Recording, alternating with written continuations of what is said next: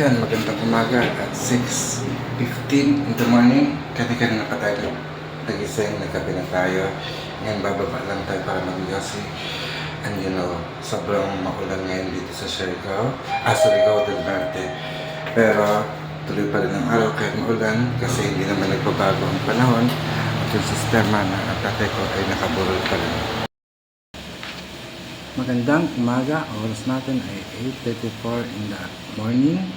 At ngayon ay nandito tayo sa chapel ko ng St. Peter sa Surigao City. At ngayong oras na to ay kaming dalawa lang ng tatay ko. So ito si tatay. Sa first time na nakikita sa vlog ang tatay ko, pero nasa kahon siya and he is sleeping well. At yun nga, no, parang speechless na naman ang inyong apo, and so sad na actually I should be happy kasi nakita ko maraming nagmamahal at maraming gustong mag-asikaso sa tatay ko, and sa sobrang dami nila nalilito kami magkakapatid na anong dapat gawin, and we plan na sana iuwi ang tatay ko sa San Isidro Monte, Bulacan para doon mahimlay katabi ng nanay ko. But then, ang last wish ng tatay ko ay ihimlay siya sa tabi ng mama niya, ng lola ko at lolo ko. I know the reason why, kung bakit yun ang napili ni tatay, dahil that is much the cheaper one, na mas mura at mas madali.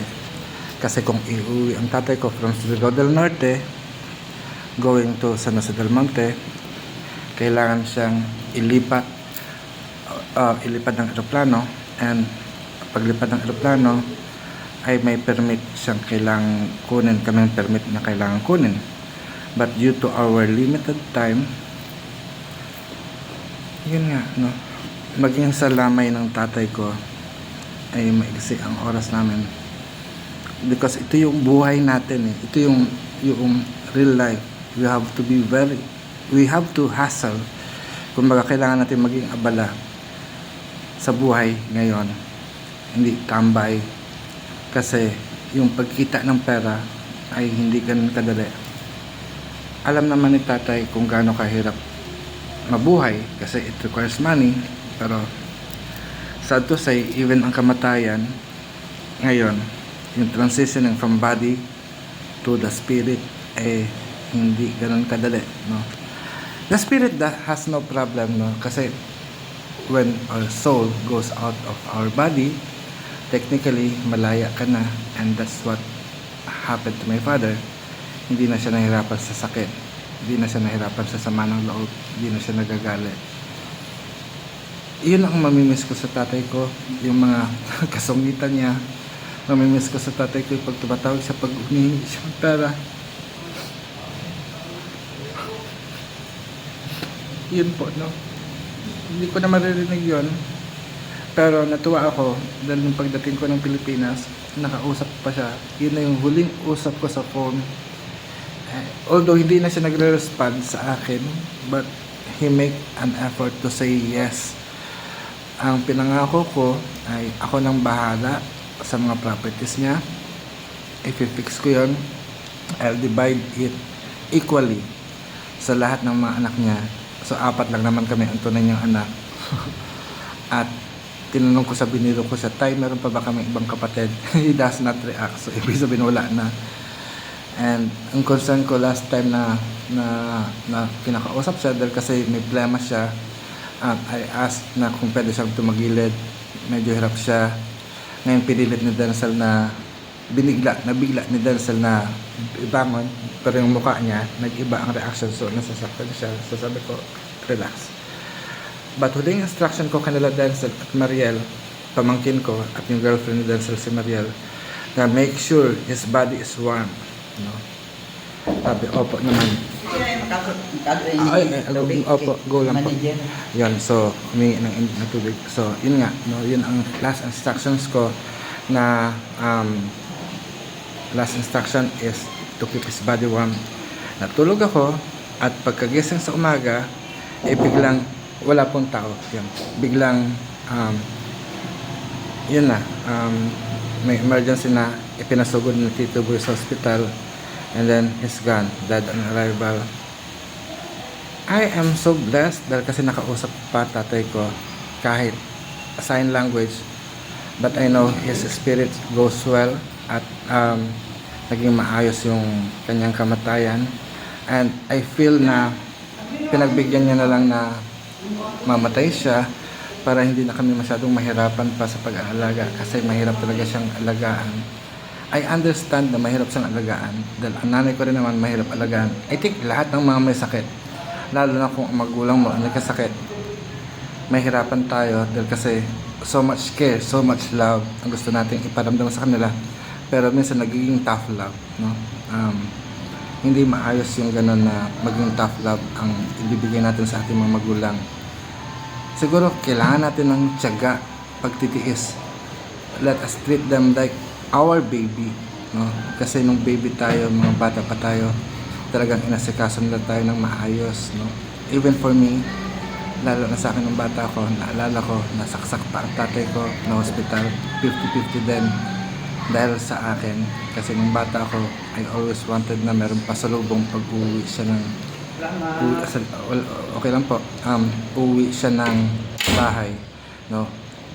Pulis kasi ang tatay ko nung bata ako, so every now and noon pala nung bata ko, tuwing uwi siya ng bahay, lagi ako nakasalubong sa kanya at lagi may chocolate. Mahilig ako sa tsokolate. I think some of you who know me, I love chocolates, so alam niyo na kung ano ipapadala sa akin. But then it's not hindi ko kailangan ng tsokolate, no? Kailangan ko ng work, kailangan ko magsilbi sa inyo, but at this moment wag muna po, ayaw ko muna mag-work. Allow me first to grieve, no? Magluksa, mag-iyak, to express my emotions out sa kalungkutan pagkawala ng tatay ko. Supposedly siya na lang nag-iisang magulang ko, ngayon wala na. We are totally orphaned. Mahirap pala. Naalala ko yung nanay ko, nung namatay ang lola ko, sinasabi niya lagi na mahirap walang magulang. Right now, totally wala na akong magulang, wala na akong tatay, wala na rin akong nanay. But it doesn't mean they are gone forever. I know that na nandyan lang sila. And since ako ay Rolando Gomez Comon, ipinangalan ako sa pangalan ng tatay ko, kasi ang pangalan ng tatay ko ay Rolando Dolar Comon. Though mukhang mayaman, dollar kasi, but it should be dollar, no? I ask for their blessings na sana dumating din sa akin yun. Ang hirap gayahin sa tatay ko ay yung kanyang diskarte on how he lived, kung paano niya kami binuhay. Hindi kami nagkulang, hindi siya nagkulang, hindi kami nawalan ng pagkain sa lamesa, and every meal is a festival, is a feast, no? Especially nung buhay pa ang nanay ko. Both of them. Nung wala na ang nanay ko, siya yung nagluluto. And magkaiba na kami ng bahay. Doon ako sa templo nakatira. He always packed a food, a lunch for me and Alvin. At yung kagabi, natatawa ako na naiiyak kasi iniiyakan ko, sino magluluto na sa akin ng tinola? Yung tinolang isda. Gusto ko yon, yung sinabawang isda, ulo ng isda na merong tanglad, may malunggay, or either merong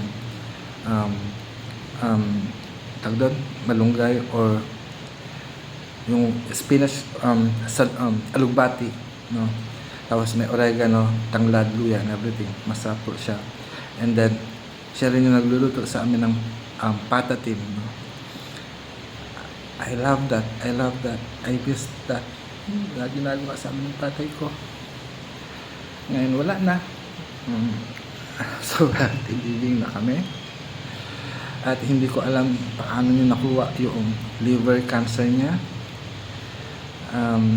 I think tama naman yung doktor na may 1 month. At parang ang bilis ng transition niya, no? I'm still hoping na sana maabot pa niya yung 80 years old niya. But then Tinignan ko ang mga synchronicities. He is 79 when he died. My mother died at the age of 69. Lahat may 9. My father died on Friday. My mother died on Friday. And then my mother died on the full moon. And my father died on the full moon. Kaya naniniwala ako magkasama na sila ngayon. And then they are talking about us, ng mga anak niya. Sabi ko, di kami masyadong mabait na anak. Hindi namin siya naparangalan or di namin naibigay yung kaligayahan sa buhay.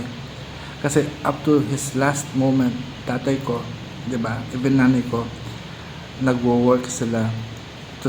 They are striving their best para to serve us. They've done very well. They've done very well. Na parang hanggang huling buhay nila, sila ay magulang namin. Pero kami, mga anak, hindi namin magampanan. Even ngayon, dahil kasi nga, we need to work. Kailangan namin madaliin ang proseso. Yan lang mga kalahi. Parang unfair. They live their life para sa amin.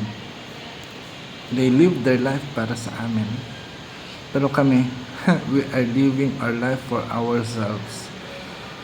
Sana mga kalahi, give time to your parents. Give time to your mom. Give time to your dad. Mahalin niyo sila.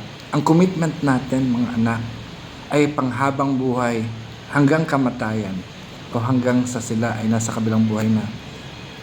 Ngayon, in my prayer, pag magsasindi ako ng kandila, I'm always calling my mom, and now I will also call my dad. So hanggang dito na lang mga kalahi. 11 minutes na po tayo nag-uusap dito. Maraming salamat. Mayari na pag-asating. Si Josh. 11 a.m. So nakasakay kami ng tricycle. Ayun si Josh, kapatid ko. Pauwi na siya ng Maynila. Pero ang sakay niya ay sa Butuan. So pupunta kami ng Gaisano Mall. Dahil doon daw may terminal ng van papuntang Butuan para mas madali makauwi si George. Kasi pagdating dito sa Surigao City hanggang Cebu ay cancelled ang flight. So nagawa niya ng paraan. Ang flight niya ay Butuan to whatever. So sakto makakauwi siya ng Maynila. Dahil bukas ay meron siyang exam. Diretso siya sa school, mag-exam siya, mag-take exam para yun nga, pumasa at magkaroon ng buwan. So gala muna din ako. So mamaya pabalik tayo.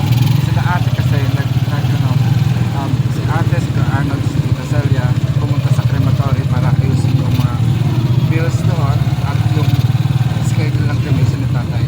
Pero kami ngayon, gagala muna ako. Ihatid ko muna yung kapatid ko to make sure that she is safe going home back to Manila. Bye bye!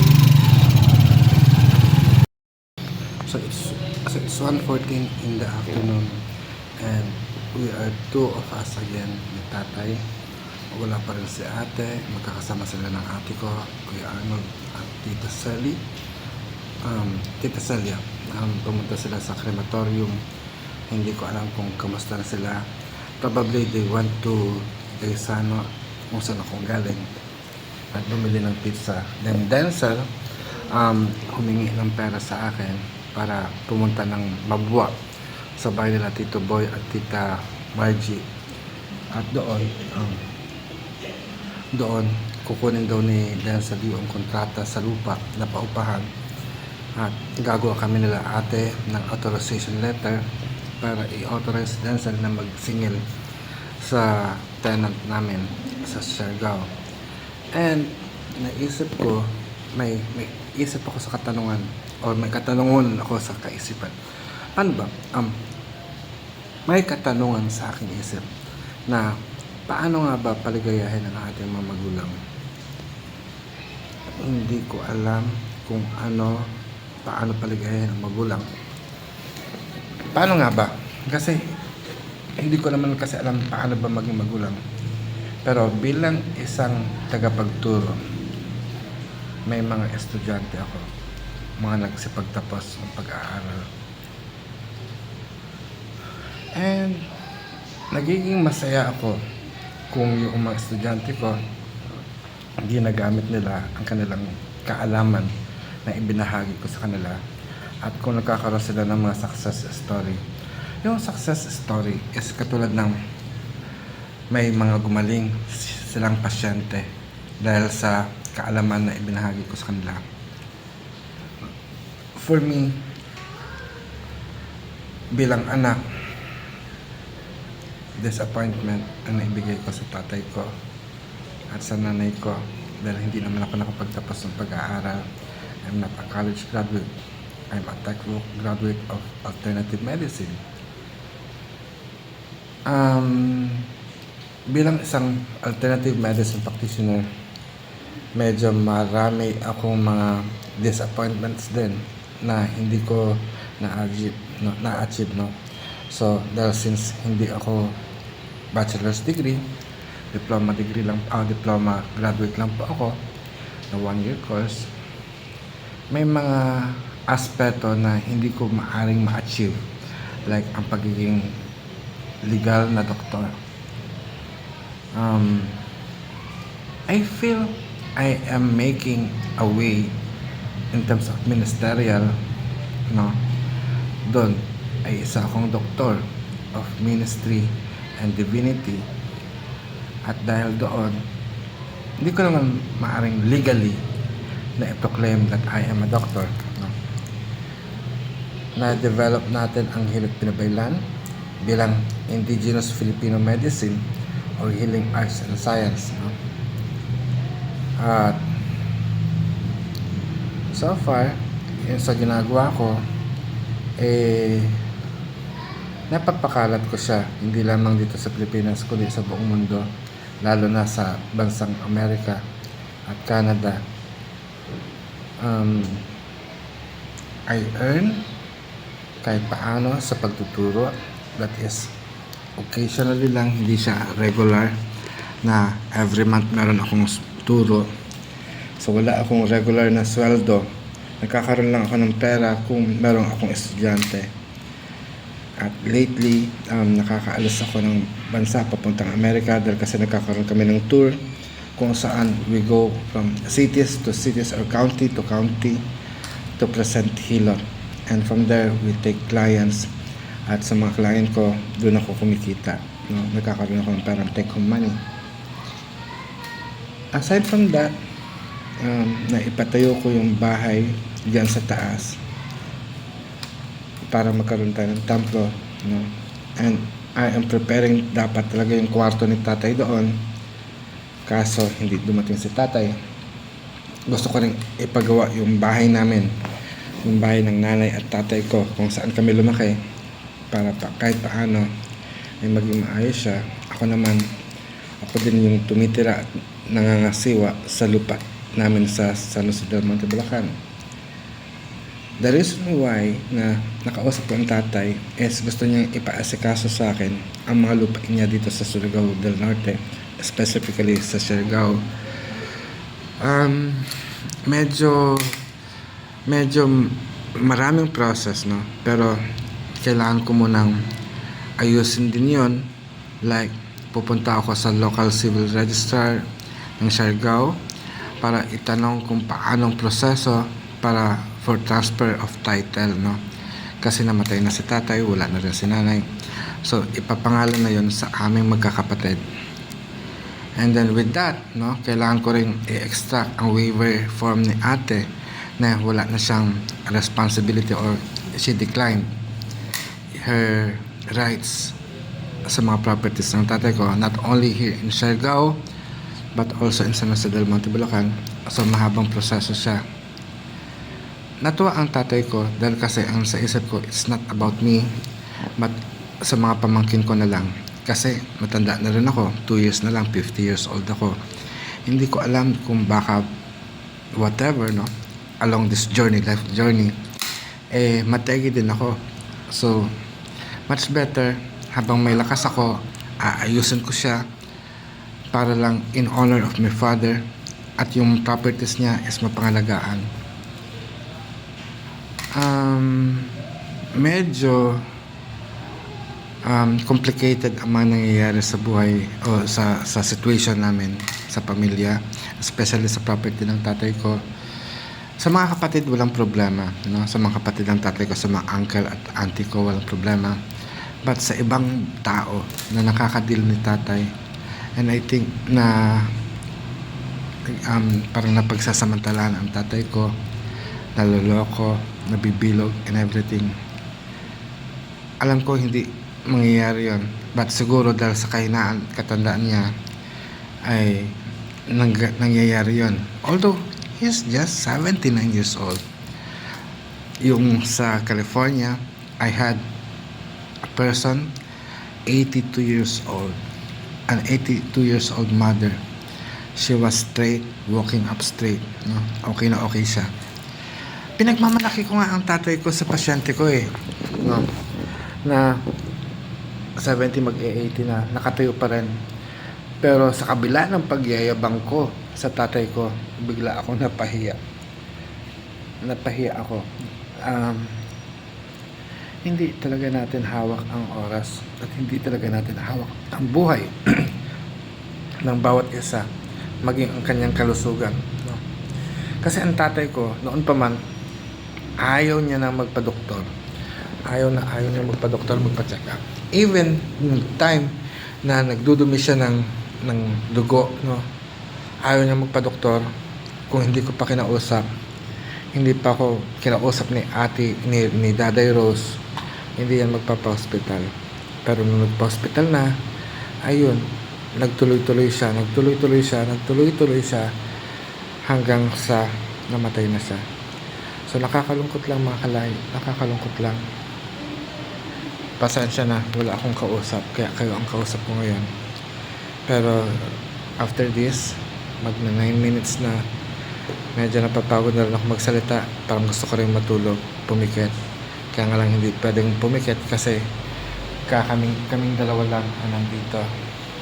Wala ng ibang tao pa sa lugar na to, diba? Tayo lang. So magpapaalam na ako, bye. Ayan, oras natin ay 4:39 in the afternoon at naglalakad kami ni Denzel dito sa boulevard. And anong makikita sa tabi ko?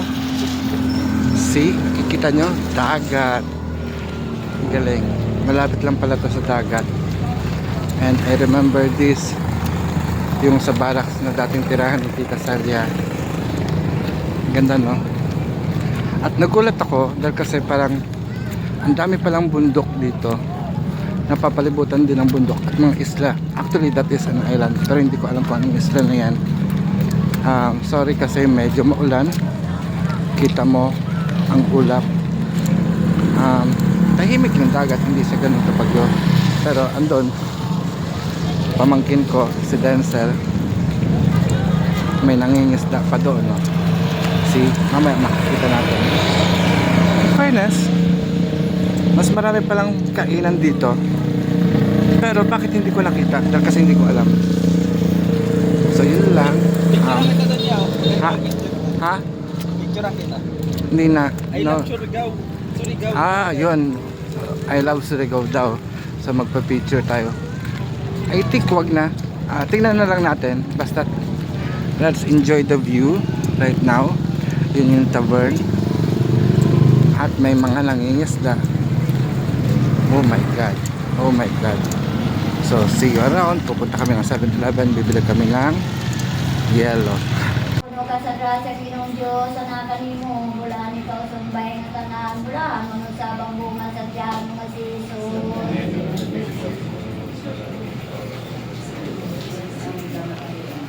Ya, sa mando sa anak, gloria sa Espiritu Santo.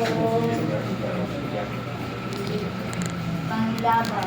Ibungat mo, Ginoo ang among mga nabil, initong mo ang among kasing-kasing, hawanan mo sa tanang mga una-una, mga mahugaw, walay pulos, hayagan mo ang among salabutan, sa ibon mo ang among kabubuton, aron sa tibok ng kasing-kasing, pangatiyo na aming Santos na Rosario, pagkasakit, pagkamatay, uban sa mga kasakit, mga pahit, kaninahan, na mahal na Maria, Lunggon kami sa Diyos noon mo kaambong. Kung mabuhi, mag-aari sa wala na ikakapusan. Kung maluloy o yamot nga Isus, sa nawa sa iyong mga matang salam, Rolando, dolar kumon, sa mga binunyaga namatay ka, tungod kaniya, namatay ka, gisakit sa krus. Amen. Jesus ko, tungod niya itong dagang mga singot, gisingot mo dito sa werto. Ayan mga kalahi, oras natin ay alas 9 na ng gabi and I'm done for the day. At talagang mahabang oras pagkagising ko, talagang diretso na ako kay tatay. At dahil kasi inaalala ko rin sila Darcel at Mariel, sila yung night shift na nagbabantay kay tatay. So kailangan ko silang palitan para makapagpahinga rin naman. Si Darcel nakatulog pala, si Mariel yung buong maghapon siya so on and off si Darcel ng umaga na sinasamahan ako. But then yun nga, no, ang dami nating mga ginawa. Although mahabang oras din na nakatambay tayo, kinausap ko kayo, nag tayo, nakita natin yung boulevard at tabing dagat pala siya. At yun na nga yung plano na ikikremate si tatay ng March 11. And then by March 12, ibabiyahe siya sa Siargao. But then, hindi na ako makakasama dahil kasi biyahe ko na pauwi ng Manila. I have to fulfill my commitment, no? I want to be true to my words na tutuparin ko kasi nga ang dami kong absent dahil kasi nga meron tayong nag-California tayo at susunod na April ay mag-away naman tayo. So kawawa naman yung ating mga kababayan na yung Hilot Alignment Program na mga Pinoy naman ang mag-aaral. So, kukuha lang muna ako ng lakas, konting lakas, kaya magkakapit tayo. And, I'm pouring now the water. So, ang plano nga, bukas ay may pamisa, since Catholic ang tatay ko at pamilya niya o mga kapatid niya, we respect their religion at pagbigyan natin ang kahilingan nila, ang hindi lang nila kayang i-change sa decision namin ay yung cremation ni tatay. Although, ang inisip namin i-separate ang ash. So, yung isang ash pupunta sa Siargao at yung kalahating bahagi ng ashes ay pupunta sa tabi ng nanay ko sa San Jose del Monte. But then, ang process nun ay medyo mahaba-haba dahil kasi kailangan namin kumuha ng permit to transfer or to travel, no? Then at the same time ay kailangan namin ng quarantine permit din, parang to make sure na walang infectious diseases o walang magiging cause ng contamination or infectious diseases ang abo ng tatay ko. Sa amin, malinis ang tatay ko, nagkaroon siya ng cancer at hindi naman yun mag-spread ng airborne, no? But then for security and public safety, public health safety, kailangan namin tumupad ng batas. Pero yun nga, medyo matagal, ang oras namin ay limitado. So, we choose yung decision ng tatay ko na ihimlay na lang muna siya sa Siargao at after a month, probably by December or January, no, nandito ulit ang ate ko, ita-travel namin siya sa Bulacan. So, ito na lang po muna at thank you very much for watching and supporting me all the time. I hope that blessings will also come to you. Remember, if you have time, pasalamatan niyo ang nanay at tatay niyo. Mahalin niyo po sila. Say, I love you. Ako kasi hindi kasi ako expressive, but I show my love and my respect to my mother and to my father. And this time, tatay ko naman ang magpapaalam. Kung mapapansin niyo, may buhok pa rin ako. Bukas siguro ng gabi maliligo ako at magpapatrintas ako kay Mariel. Wala na kasi si George, umuwi na ng Maynila. And then by 11, no, or by 11 wala na akong buhok. So bagong ako na. So see you soon, no. Paalam.